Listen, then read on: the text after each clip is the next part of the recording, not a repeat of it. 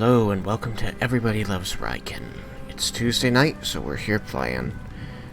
We are aware that it is Blackout Tuesday, so we have not done any advertising. We will simply play our game and put it on YouTube later. I wanted to take a moment at the beginning of this to address the things that are going on in the U.S. and around the world. Everyone here is doing the best they can. We've been locked up in quarantine for 3 months about going on, and then finally this issue of institutionalized racism has come to a head, and I just wanted to say that my stance is in support of the people protesting and in support of Black Lives Matter.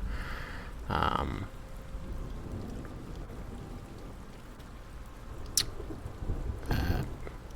that in spite of the difficulty going on right now, I want to continue providing a safe place and a good time for the people who are part of my life. So this game is for us, and this game has nothing to do with that, but I wanted to just start this off by making sure that the important things going on right now were addressed and not forgotten, and that it was understood that this is not in spite of those things, that we are continuing to live and continuing to support these things outside of this game. Okay, so,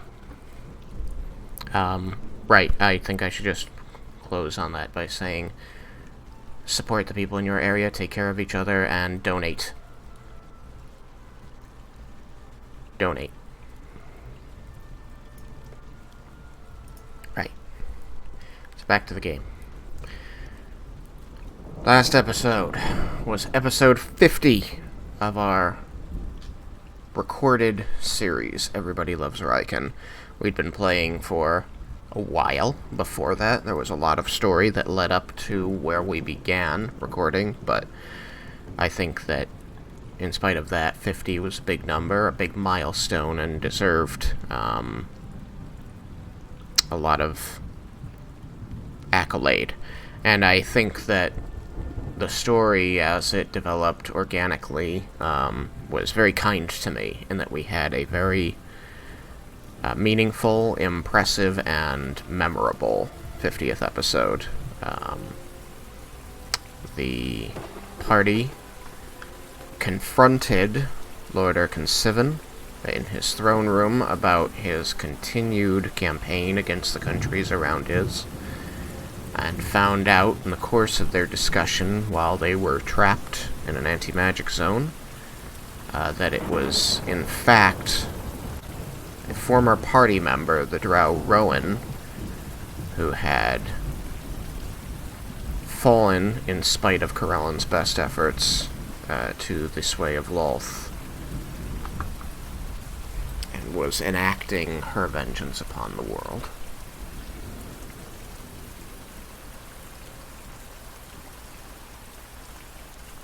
In the midst of this revelation, Leah managed to get free of the trap and locate Nalia's assistant Claire, the Mages Guild, and together they would seek out the wizards who were assisting Rowan in keeping the party captive. A difficult task because they were hidden with invisibility, but serendipitously,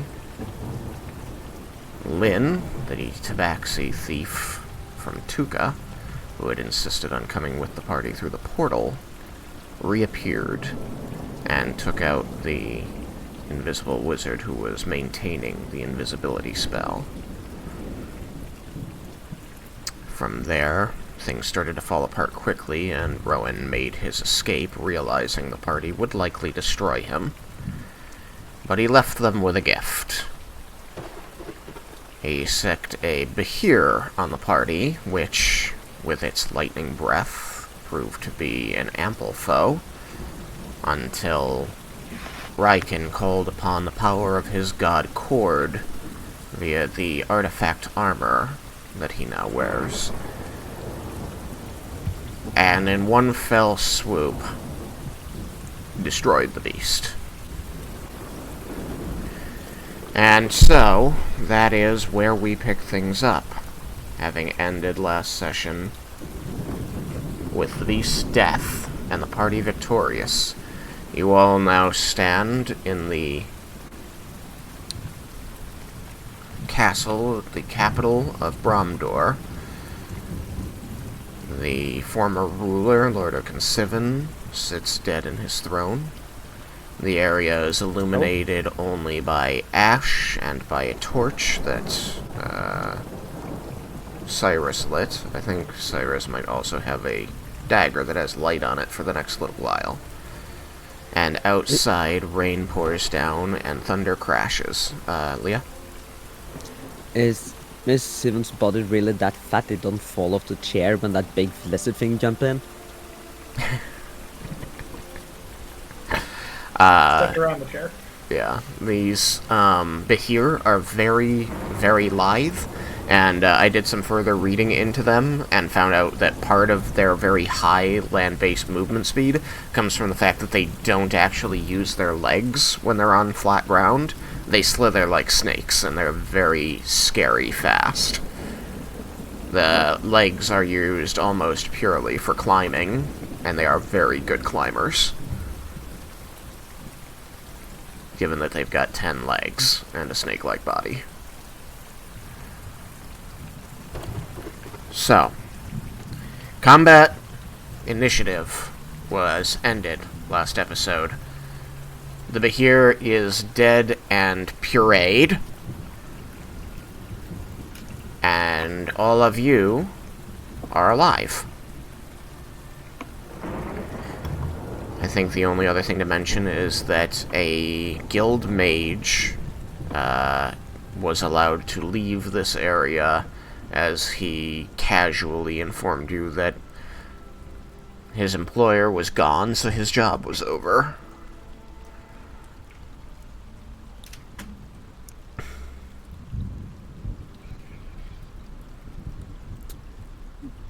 Guys, we don't have a second arrest. If Rowan was saying his truth, he's going to start killing people. Wait, Rowan? Well, the guys, he says he's going to have people in the town killed. Rowan? What? Oh, Leah, yeah. So, Rowan's after us. He is not happy with us, and he's out to get us. Was he here? Turns out Laramenda's kind of fucked up, and Rowan's evil now. Rowan fell despite our best efforts. Those Our right. efforts weren't that good, but... Apparently it was mainly Laramenda's fault. Guys, Just because he blamed me for abandoning us? Yeah. That's why I said falling apparently I to didn't... Loth. Why would he blame you? We were all a part of the party. Yeah, He was Paul, very insistent that that- it was Laramenda's fault. He thought that Corellin wanted me to kill him. guys, we can argue this or discuss this later. We got people to probably save. Oh yes, Outside. I found Claire upstairs. Claire does stand behind you. She is gripping the wall that divides the hallway away from the staircase that leads up. She is wearing her guild robes, which are primarily shades of gray, with a brown leather bodice. She has dark brown hair and deep tan skin and brown eyes. And she does not look pleased. She is holding what looks to be a torch.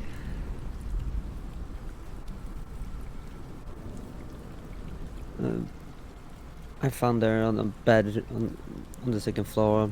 She told us. She told me that the mages, like the mages guild, were behind this. Like they were hired by someone, which I now assume is Rowan. And you are correct. They were invisible, so I couldn't see them despite me seeing in darkness. But right as I assumed one was there because glass broke, Lynn showed up. Lynn? She could apparently sniff them out. Awesome. See? You didn't see her? She did that one as well, and I pointed the body behind. I must have seen her. Where'd she go, though? No idea. I turned around and she was gone.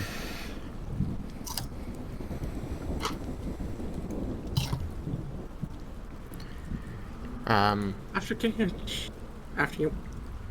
No. After getting a chance to look around the corner, I'm gonna just look at Raiken. What did you do to that thing? Because they couldn't see from where I was standing. Sure. You know. No, we kicked some don't. butt with cord. With the power of cord, I smote my foe. Smote? He mightily smote it. This is Raiken. He can make up words. Yeah, that was in character.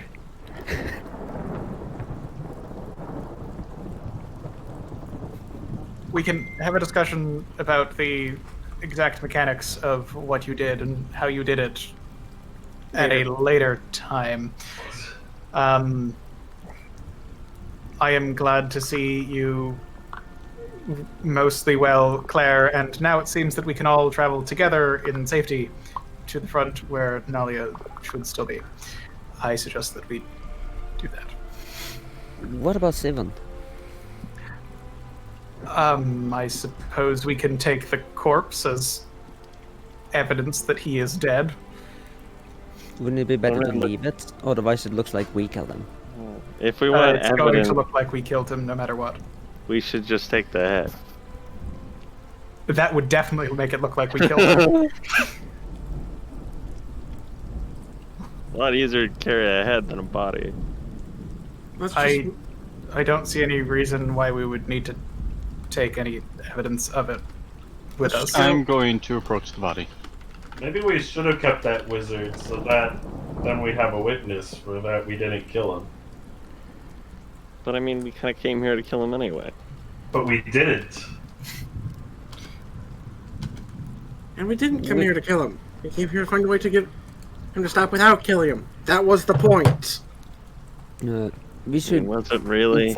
We should probably inform the people that the Drow was setting up this, and that there are many enemies of Bromdor, and we should stop the war. What do I roll to see cause of death? How long Medicine. he's been dead? That would be medicine. Must be 2 rolls, I suppose. Cause of death. Cause of death. 7. 7.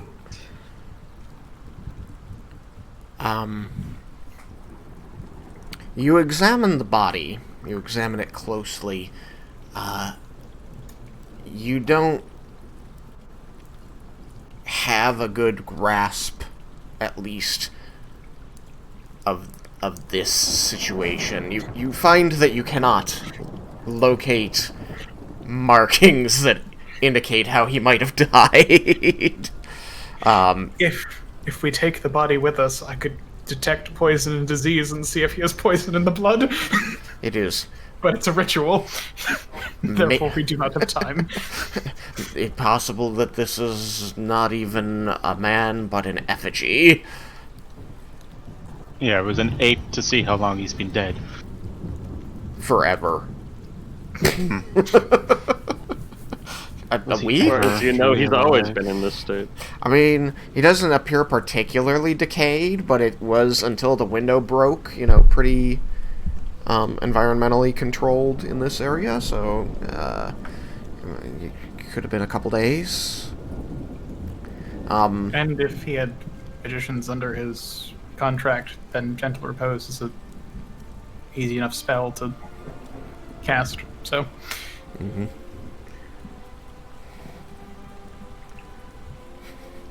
Your medicine checks were impressive. I am sorry. My guess is he's probably been as dead for as long as the Drow have been patrolling the city. Uh, But if when he's did been that dead order for come days, in? wouldn't he smell? not if you cast Gentle Repose. True, and we probably wouldn't notice the smell next to the goo from the worm, I guess. I'm going to There try is a bunch of gore just everywhere. The room is filling with a pungent odor as the newly minced corpse in the corner ages.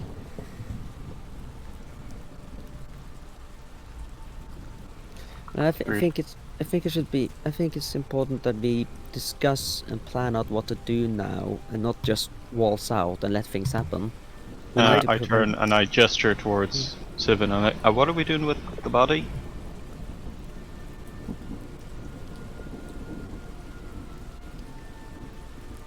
I'll go inform the other two. I see no reason to take it with us.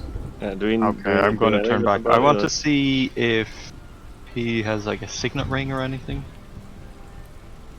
You want to pretend to be Siven?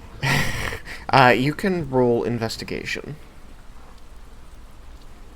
Yes, I am Siven. I've always been a gnome, I swear. My passive investigation is a 10. Okay. You quickly check his hands. He is wearing. Does he have hands? Roll medicine. He has several rings on his hands. Many of these appear to be gold or silver, very lustrous and bejeweled. You do not notice any with a particular crest, which you know to be consistent with signet rings. You do, however, notice that there is a band around one of his fingers where a ring must previously have rested. Like a band of depressed, pale skin. You begin rifling his pockets as best you can without terribly disturbing the corpse, but you do not find anything that resembles a signet ring. You do find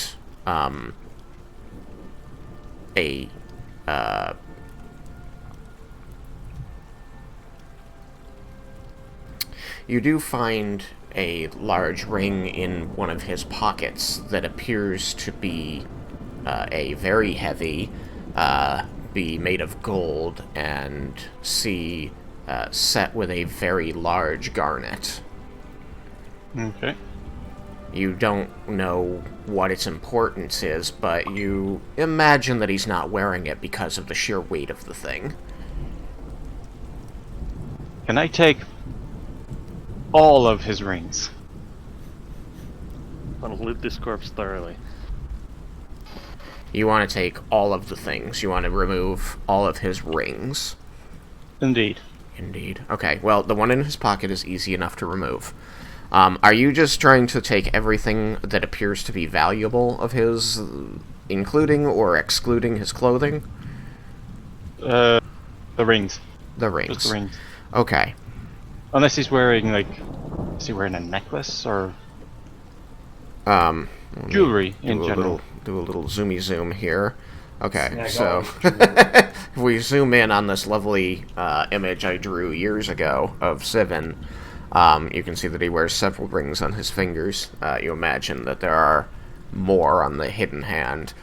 He is wearing this sash across his chest, and low on the sash, around the area of his liver, is this metal pin that is large and gold and red that depicts the emblem of the city of Volinar.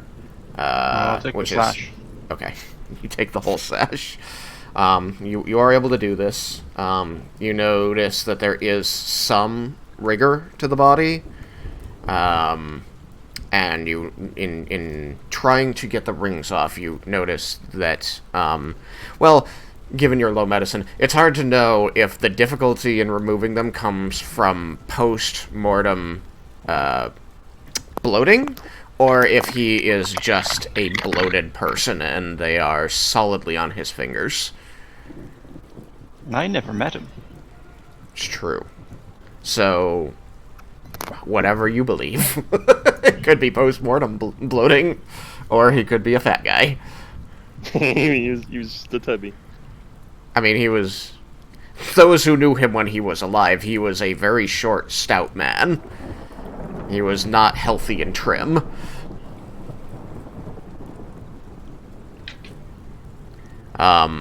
So... Make a history check, Jebel?